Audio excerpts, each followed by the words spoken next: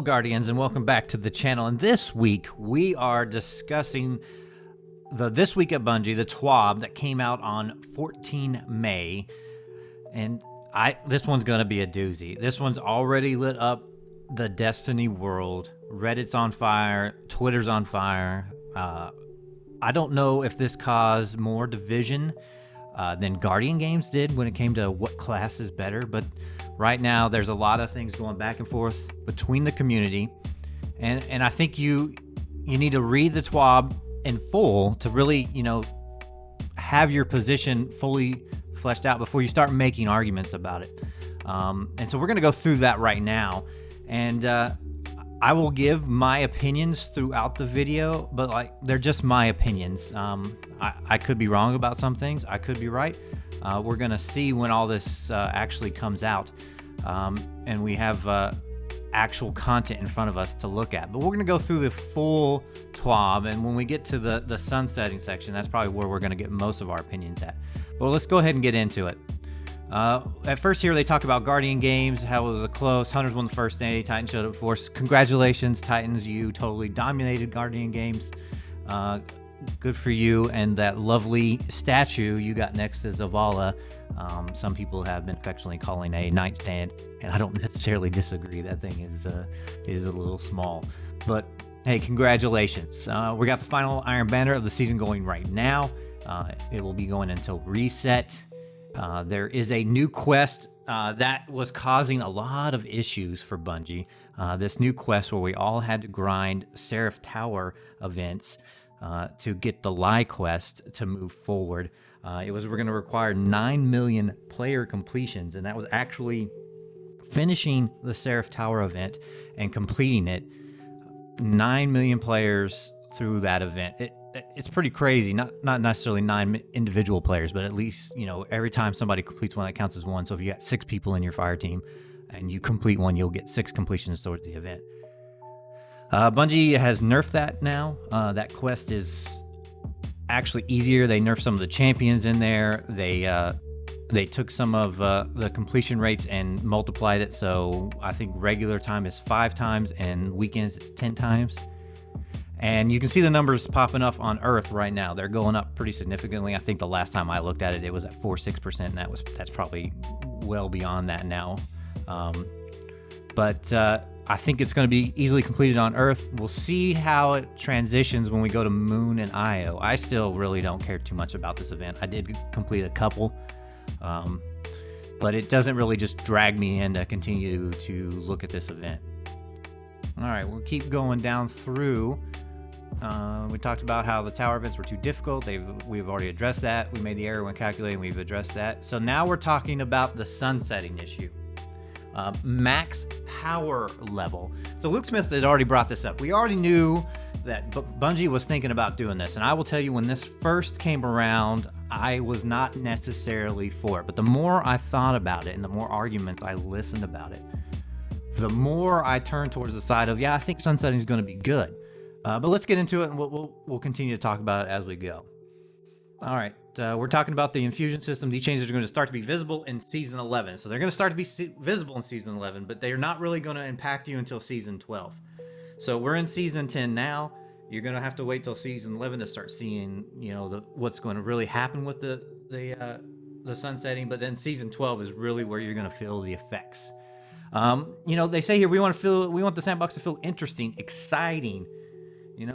All this right here is really important to me. We want the sandbox to feel interesting, exciting, and dynamic, and to evolve in compelling ways over time in the same way that the game evolves. Our weapons are the primary way the players interact with the world, and season over season, we want players to discover new weapons that feel powerful, have interesting new perks to explore, and power that builds the player's craft in new and unexpected ways. I think that one paragraph is extremely important on the mindset of Bungie going forward.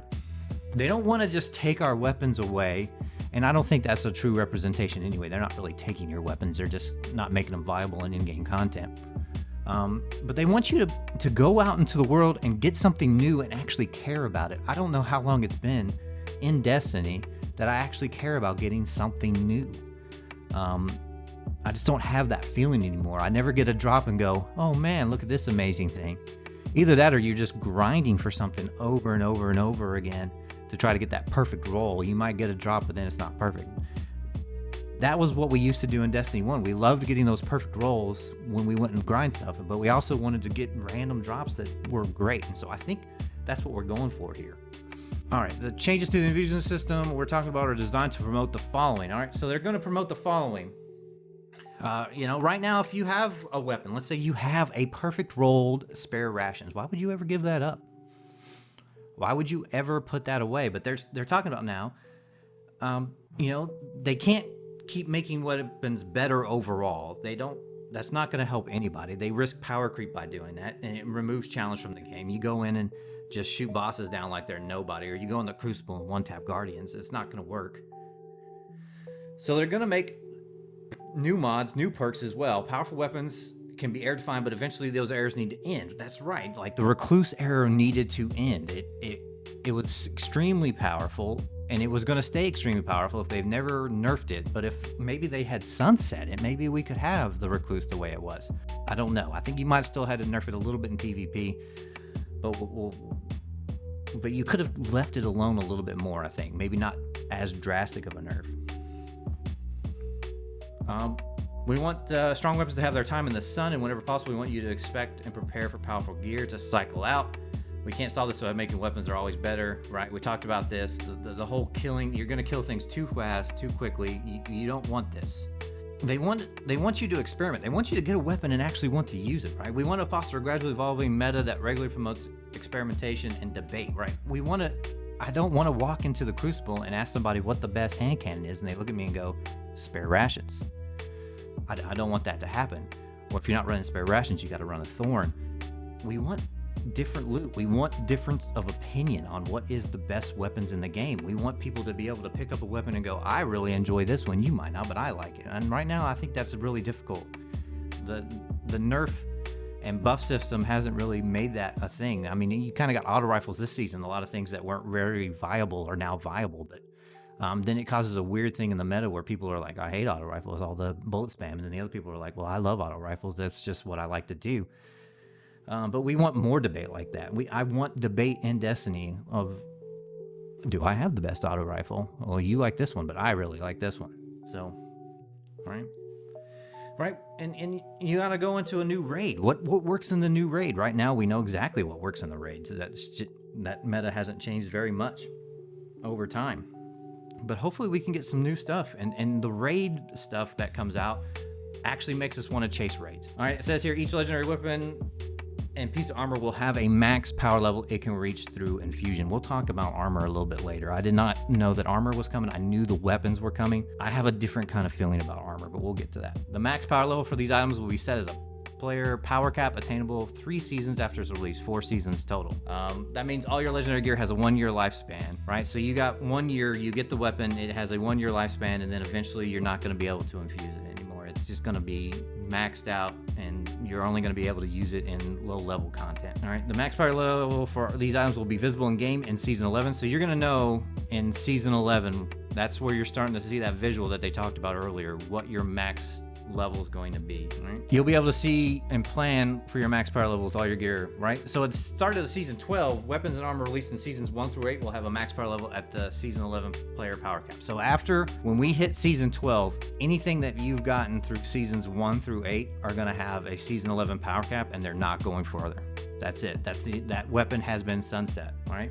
Gears from Seasons 9, 10, 11, and 12 will be infusible to the new player power cap for 1 year after release. So 1 year after Season 9, that's when that's going to be sunset, 10, 11, 12, etc. Weapons and armors from the Last Wish and Garden of Salvation raids will be granted exceptions will have a higher max power level. So if you get a raid weapon, you're going to have a little bit more time with it. The last couple of raids, the Last Wish and Garden of Salvation. I don't know. Right now, it sounds like they're just going to sunset all the other weapons from all the other raids. I know some people are not necessarily liking that very much. I don't know how I really feel about that. I think they should just, I don't know if they should just go ahead and just straight sunset these weapons and stop making some controversy whatsoever, or if they should actually, take exceptions for harder to attain weapons like raid weapons, right? They give you an example here in this picture. You can see right here under your current power level, then you got a power limit right? So this piece of gear can be infused to 1060. That is it. The seasonal power cap is 1060. And then after this season, when you get to this power limit and the power cap goes up to, let's say, I don't know, 1090, you're not going to be able to infuse this weapon. So it's sunset. You can use it in regular crucible. You can use it in low-level strikes, patrols, but you're not going to be able to use it in the raid, trials, stuff like that. Or you're going to put yourself at a terrible disadvantage, right? And then they answer some questions here, and I think their answers are really important. And then there's some more answers on Reddit and other places that they're looking at. Those are the basics, but you may have additional questions such as, can I still use gear that has reached its max power level? Right, yes, you can use your gear. See, right here, they're not taking your weapons away. Yes, you will always be able to equip and use any piece of gear. Reaching the player power cap is beneficial, but not strictly required for most activities in Destiny. You can continue to equip and use all gear in these activities, so you're going to be able to use the gear.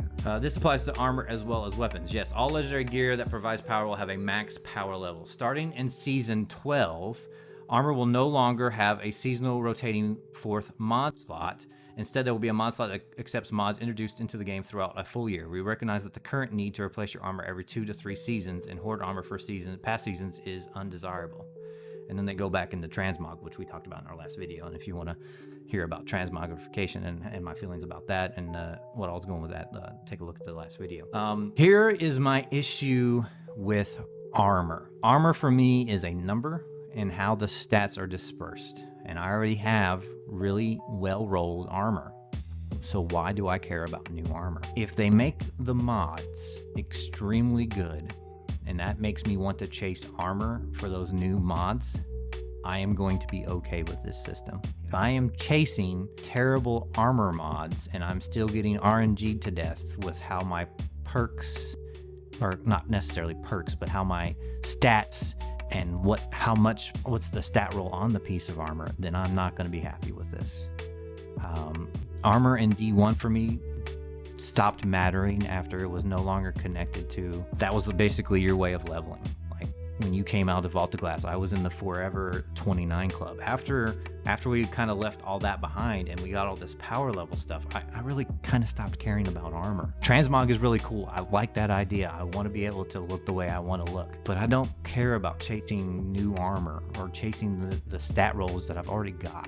You're going to have to do a really good job to make me care about that. So we'll have to see how that goes. When gear drops after its debut season, what will its max power level be? It will have the same max power level as it did in its initial release season. Note, this is different than gear that is reissued. See next question. So if it's been sunset, it's been sunset. So if you get it to drop and it hasn't been reissued, then it's just gonna be sunset. So you might get a really good roll, but you're still sunsetted.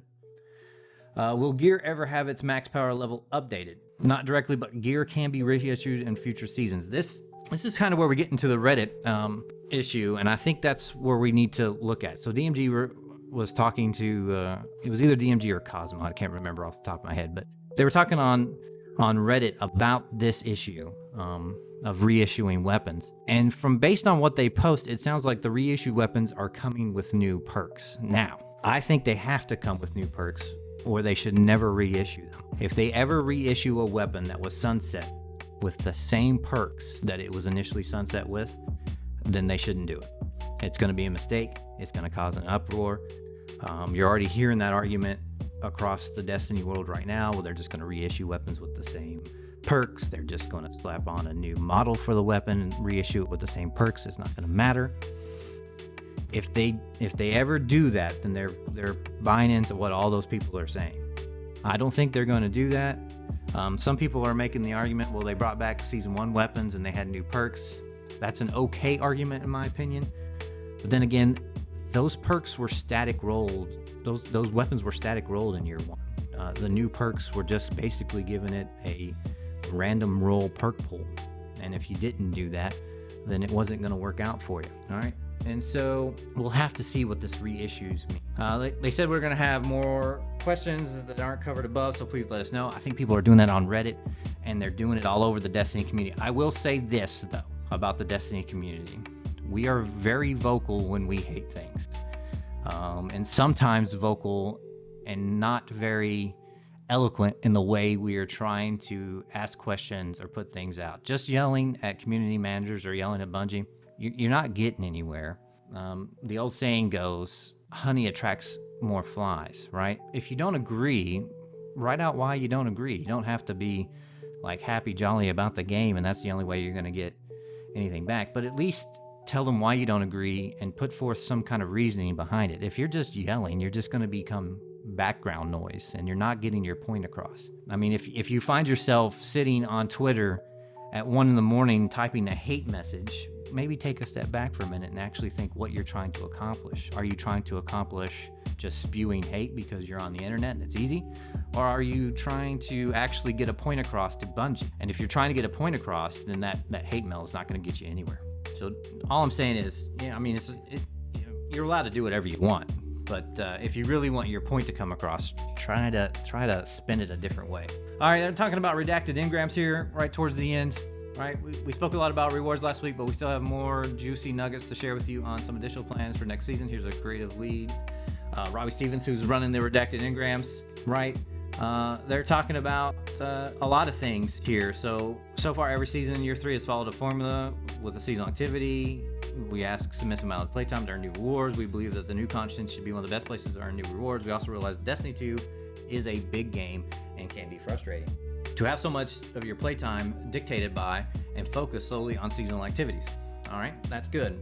It is a big game and it can be frustrating that I have to go play all these seasonal activities. There's other things I want to grind, but if you don't have a lot of time to focus on the game, or you're playing other games or you work or whatever you got going on, the seasonal activities can take a lot of your time and you're going to have a hard time getting through this, getting through other things while you're trying to do that.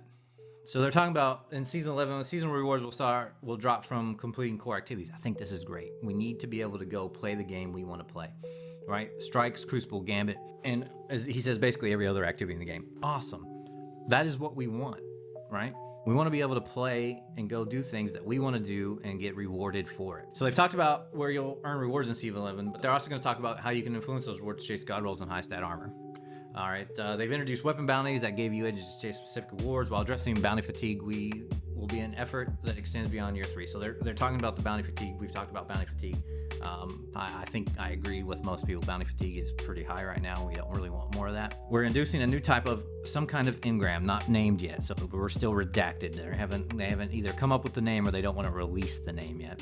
And it contains majority of season 11 rewards. By spending seasonal currency, you can influence the contents. All right, so somehow we're going to be able to spend seasonal currency to influence what we're getting out of this engram. I think this is a great idea. If I want a certain kind of weapon to roll out of there, kind of like the menagerie. You go into the menagerie, you know that if you set your chalice up the way you want it to be, you're going to roll a weapon out that you want. You might not get the perks you want. You can get the masterwork you want out of it, but the perks might not be what you're looking for. It still gives you the chase, but it gives you the chase in a more direct manner, and I think that's a good thing. To clear up confusion, let's imagine we launched those engrams in Season Armor of the Worthy. Imagine the engram contained all the seasonal worthy weapons and armor. Now imagine you could take this engram to a Seraph bunker and spend seasonal currency to focus the contents of the engram, so it only contains the 7 Seraph SMG and shotgun. See, right there is exactly what they're talking about.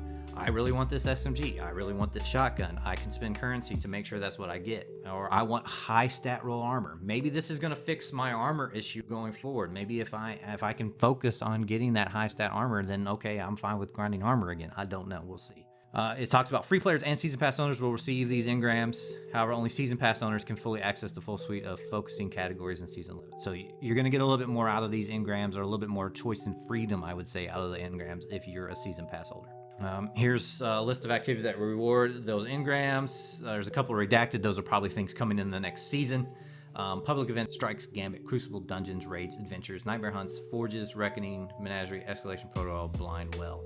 All right, and then they did Dog Guardian Heart, and there's some more fixing, some hot fixing stuff. So I think what we're looking at overall in this TWAB is good. I think a lot of things are going to be addressed. Why do I care about grinding for gear? How do I get some kind of new perk that makes me really want to go use that perk? There's questions on the other hand too. Why do I care about your new armor? Why do I care about you sunsetting my armor? I already have armor. Why do I care about new armor? We're gonna really have to get into all of that feedback when it drops. I say give Bungie your feedback now, but also let's see what happens when all this starts to go down and see what we really like. I am right now I'm just gonna wait and see what happens. Now, if we get a bunch of reskinned, same weapons, same perks, when this all goes down, I'm going to be out there with you telling Bungie they've made a mistake. But if they make me want to play the game again, if they really reinvigorate me to play the game again, to go grind for weapons, grind for armor, well then this is one of the best things that's happened to Destiny 2. I think Destiny 2 started out in a really bad place, and then it slowly has gotten better over the years, but it's just never really fully lit me back on fire like D1 did. And I think this might be the moment where I can get back to that D1 feeling where I'm constantly in the game, constantly wanting to grind, constantly looking for that next thing to grind for. And I hope that's what it does. I really do. I hope it reinvigorates the player base, the numbers go back up. I hope all the things that are coming fix all the things that we want to be fixed, trials. And I hope they address more stuff like leveling and things like that. And we'll have to see if that comes out in future TWABs. But I think this is a good thing. Like I said, I still am going to wait till the content comes out to really judge it. But right now, in my mind, for the most part, this is a good thing. I appreciate you coming by, taking a listen. Please like and subscribe if you enjoyed this. Hit the notification bell when we go live. I do stream on YouTube here every Wednesday through Friday, 8 to 10 p.m. Eastern. We're not always doing Destiny when we stream. Sometimes we'll be playing Call of Duty Modern Warfare. Sometimes we're going to be playing Assassin's Creed Odyssey, and sometimes we're going to be playing Destiny. If you want to drop by and live chat about things in the game, that would be great. If not, comment down below. Tell me what you think. Tell me how you feel about this. If you're upset about it, try to put it in an eloquent way that I can understand without just, maybe yelling about it. And if you're happy about this, let's talk about that too. Some people are not going to like this until they see it. Some people aren't going to like it after they see it. Some people are going to like it before they see it and maybe not like it afterwards. We don't know yet. We got to let Bungie try to do something to reinvigorate the game, and I think we're on the right path, but we'll see. I could be wrong. So like I said, comment down below. Would love to hear from you, and then we'll catch you next time. Stay safe out there in this crazy world, my friends.